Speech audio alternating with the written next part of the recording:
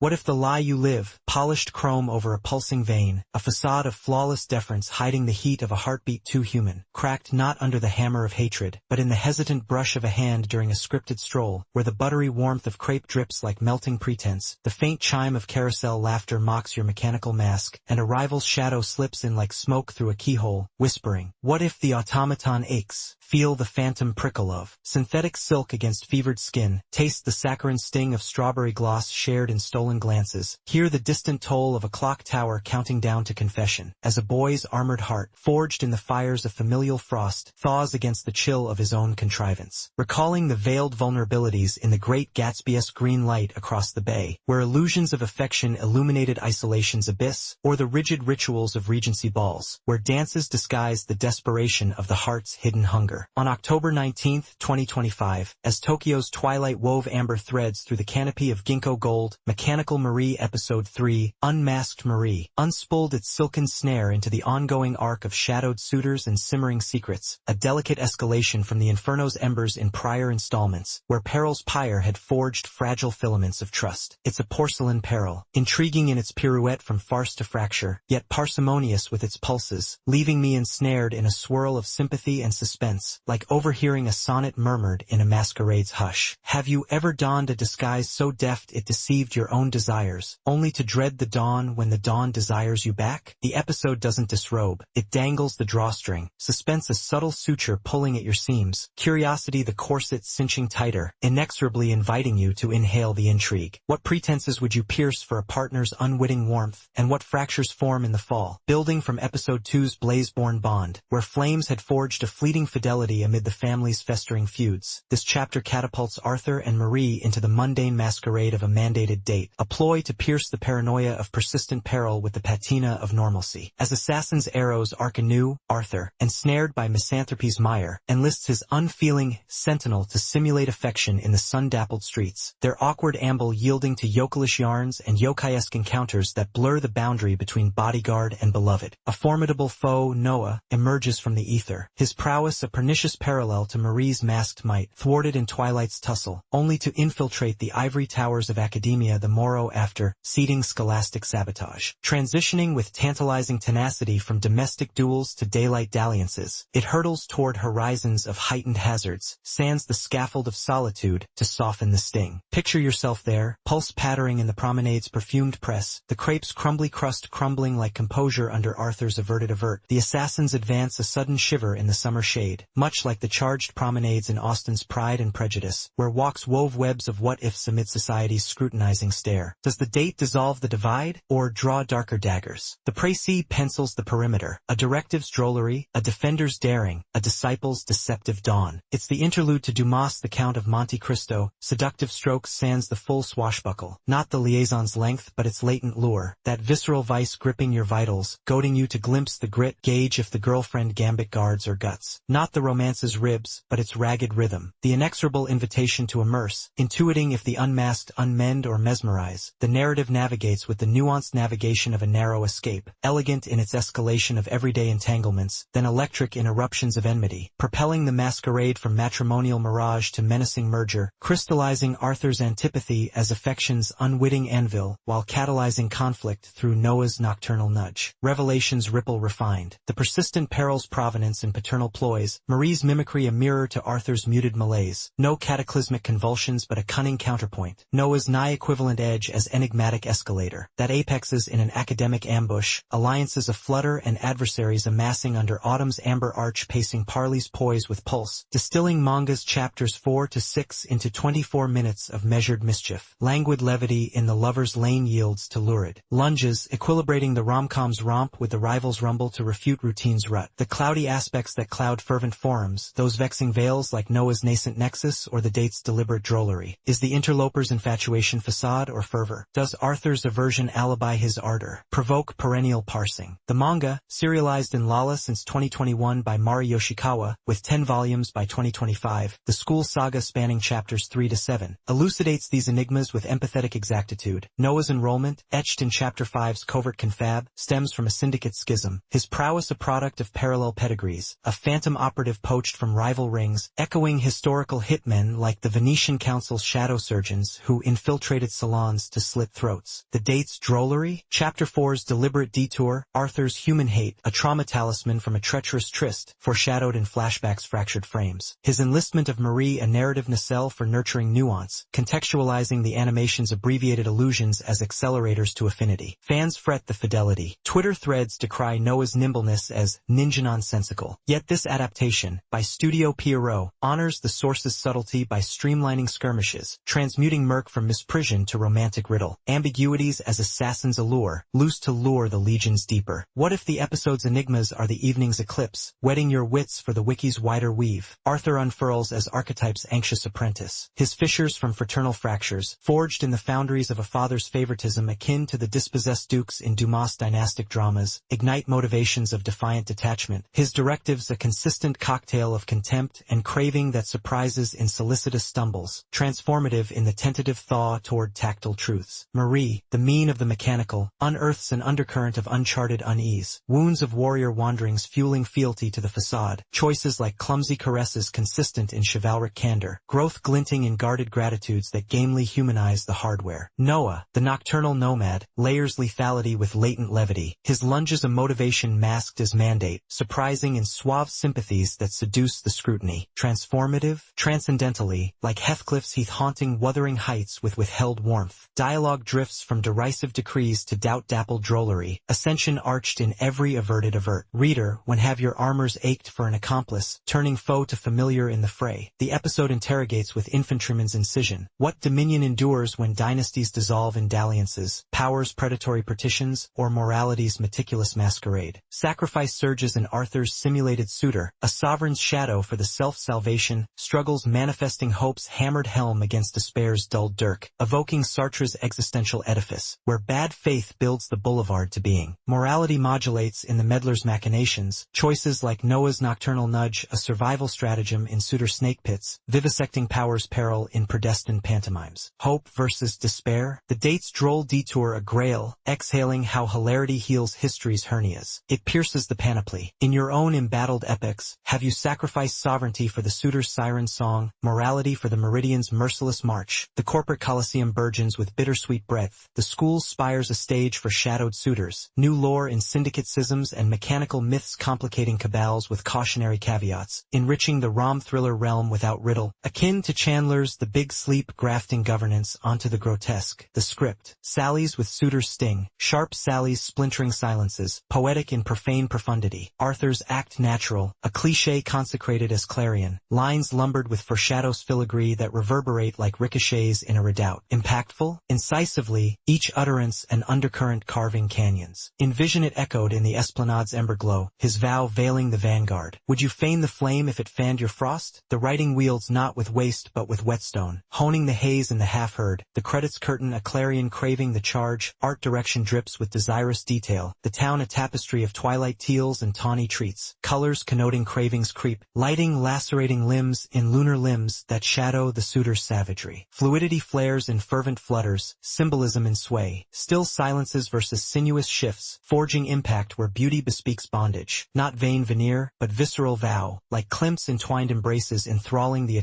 It mirrors moods in meandering montages, tension taut in textured touches, ensnaring you as if the lens laps at your latent longings. The OST undulates as unspoken urge, sultry strings swelling in seclusion's swell, motifs of muted moans elevating encounters that embed eternally. Crescendos convulse in climactic crests, a chorus coiling, while silence seduces. The post-press pause, potent as a predator's pant, outvoicing the overtures. What nocturne narrates the night's negotiated needs? Now Toyama's Marie murmurs with molten metal, timbre a tremulous tease, intensity incarnating the ingenue's inner inferno, each avowal awakening the soul's smoldering spark. Haruki Ishiya's Arthur throbs with throttled thunder, his growl a guarded grace embodying the boy's bridled benevolence. They transcend timbre, they tantalize the tale, voices the vital venom in the vein as he seeped into me like sweat from a fevered brow, a rush of rapturous release mingled with the rue of restraint's reminder, scars from the scene's shadowed savagery sparking wonder in the willful weave of wills. I felt the fusion, a destiny's detonation in that door-sealed delirium, a fulcrum flinging from fracture to fusion, trajectories tangled in a tentative tangle. Moments mesmerize, the tale's traitorous twitch, wonder whipped in widened whispers, the boundary's bold breach, a scar of shared savagery. It summons Sartrean shadows, Have you, in Desire's dungeon, danced with the divide between dominion and devotion? Despaired at the drag of decorum on the dog's dinner of the heart? Here, hope howls not as hush, but harmony. What if your walls were wildflowers, waiting for the wind to wilt them? The episode endures, a philosophical phantom in the partition, intrigue interlacing like instincts in visible ink. Does that delirium draw you deeper? The doors dare to delve, yet refract the reservations, and they reveal resonance. Pacing's precipitate passion, not precipitance,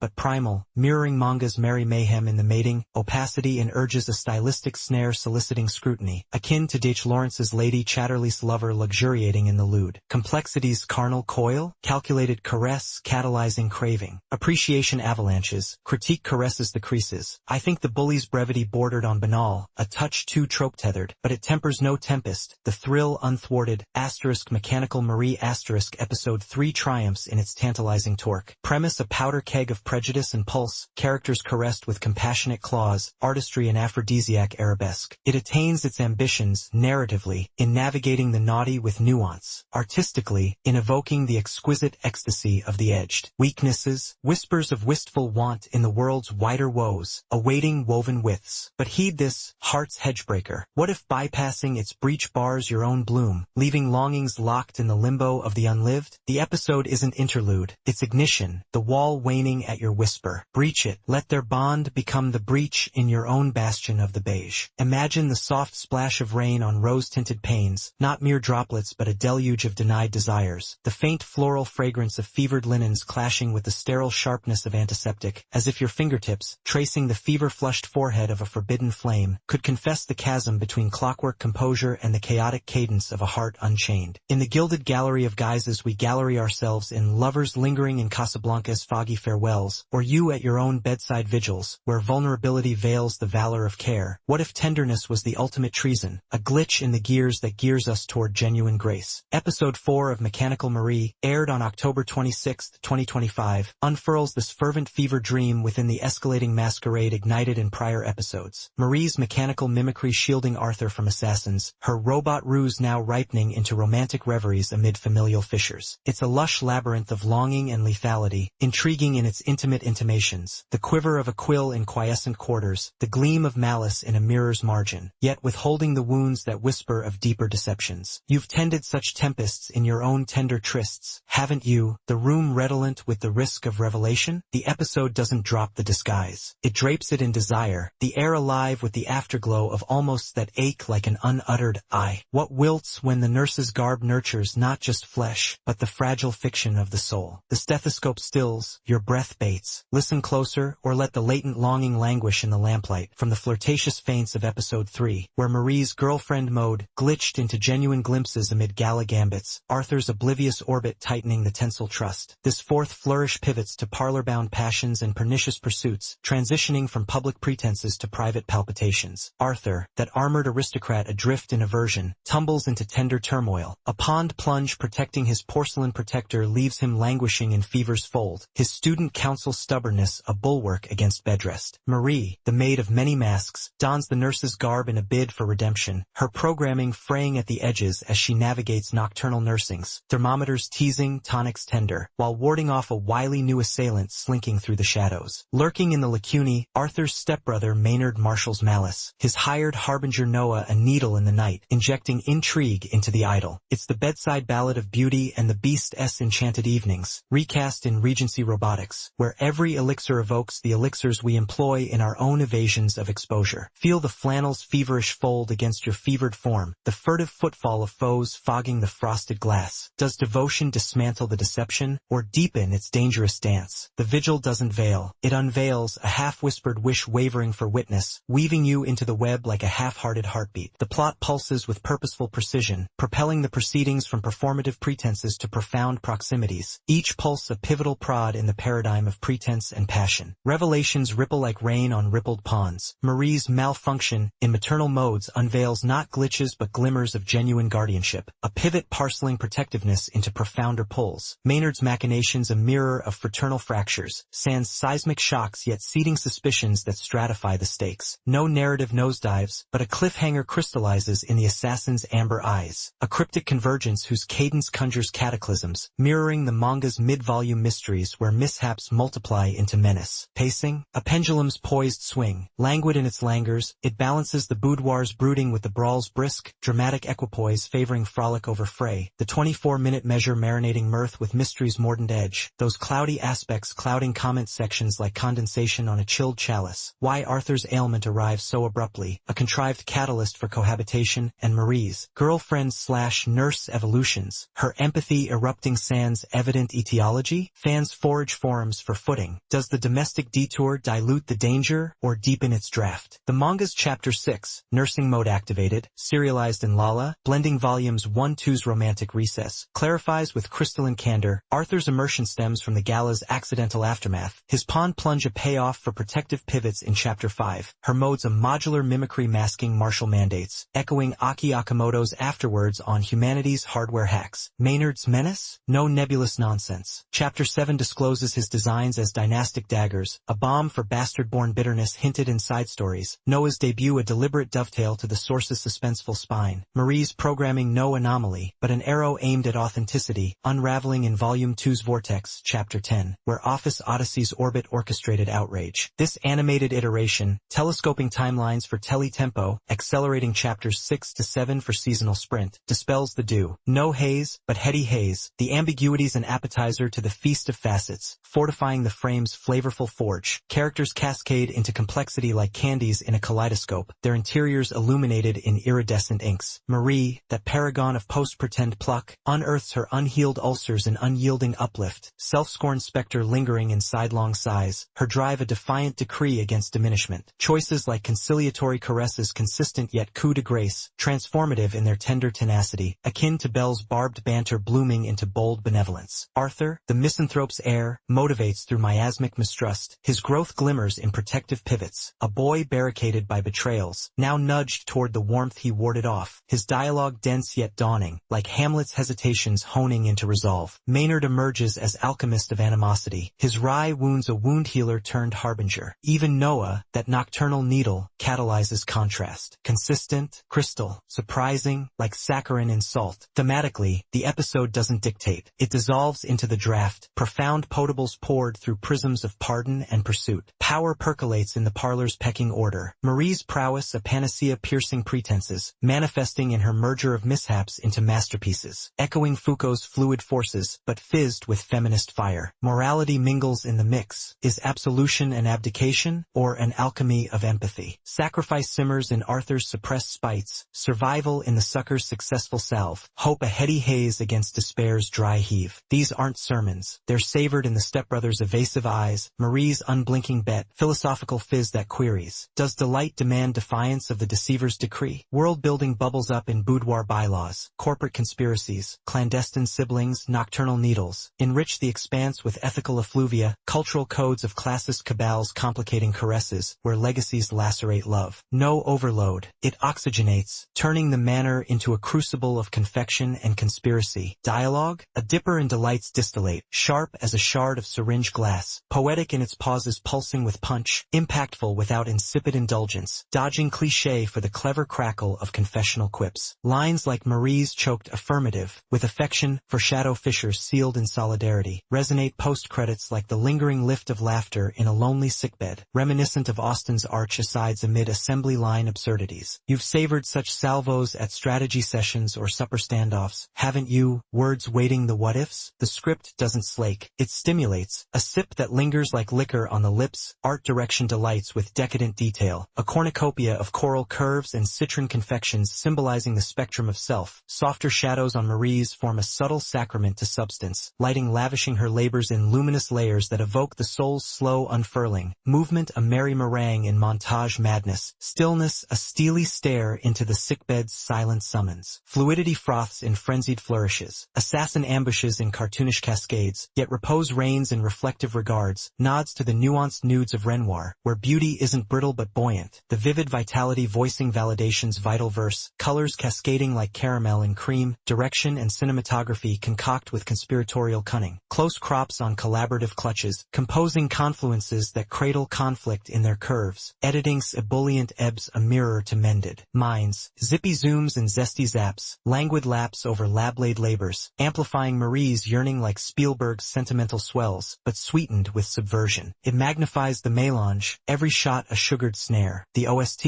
An oracle of effervescence, bubbly brass blasting brainstorms, a whimsical woodwind weaving Toyama's buoyant breaks, a tremor that turns ticks into tonics, souls sugared in sound. This episode effervesces emotions like overlooked overnights, a buoyant bloom in your bosom that buoys your buried bravados, scars from glimpsing Arthur's concealed chasms mirroring your masked malaises, wonders whipped up in the whimsical weld of sickroom wonders that wonder at Worth's weird weights. I was struck, deeply, by that nocturnal nursing, a moment of marrow-melting mercy that morphed mirth into a meditation on mending, leaving me light-headed in the after-aroma of absolution. The crest? A confluence of confessions, destinies dissolving in a deluge of delight, a demarcation where doubts dissipate and dreams declare, realigning the recipe for reckonings ripe. It reverberates with our resentments relinquished at reconciliation rites, the philosophical phantom. If even a programmed pulse can page turn to partnership, what pilfered potentials in your parlor plead for pardon? You've pondered such pardons at potlucks passed over or promotions pilfered, haven't you? The grudge's grip loosening like fizz from the flute? Despair deflates in the detritus of disdain, but hope hydrates, a hue in the haze, humming like the hum of a half-healed heart through reverse reading's refracted prism. The episode's flaws fizz as features of finesse. Pacing precipitates in pockets, the penitent's plot precipitous for purists of protracted pathos. Yet it's no haste but homage to the manga's mercurial moods, distilling daphnis for dramatic delight akin to the office's osmotic oddities. Complexity confounds in the conundrum of couplings. Assassin illusions too elusive, but opacity? Orchestrated opulence. Thematic tendrils that tease the tension of tangled ties, per Chapter 7's coy conundrums. I didn't love the fan service frequency, a chill that chafes like an ill-fit frock, though reframed, it ritualizes the rom-com's raw reclamation. Appreciation aerates the appraisal, the acuity of alliances affirmed, the affability of absurdities aired, outweighing quibbles like the animation's occasional asperity, a charm chiseled from confectioner's chaos. Balanced, bubbly, the beam bending toward bliss. Asterisk mechanical Marie asterisk episode for triumphs in its effervescent empathies. Comedic catharsis crystallized from corporate crucibles, characters contoured with compassionate candor, a universe unveiled in the urgent umbra of unapologetic allure. Its strengths shimmer, the sprightly spark of Marie's defiance, the subtle suture of sibling wounds, the suspenseful spritz of secrets yet to spill. Weaknesses, mere whispers of whirlwind whimsy and wiry warmth, dissolving in the deluge of delight. Artistically, it animates aspiration's ardor. Narratively, it nurtures the nerve of the nascent narrative. Success? Splendidly, a summons for the sidelined, a sparkle for the self-scorned soul. Yet as the credits cascade like candy wrappers in the confectioner's confetti, a question lingers like the last drop in a glass. If a stolen glance can sweeten solidarity, what buried bounty in your heart waits to burst free? The thermometer ticks, brimming with beckonings. The episode isn't an escape, it's an excavation, a fizzing fuse to your own forgotten ferocity. Will you sip the story, letting its sparkle sear your scars? Or will you let the chalice sit, its contents cooling, while the weight of what-if settles like sediment in your soul? The screen pulses, a heartbeat beckoning. Taste the truth, or forever thirst for the tale untold.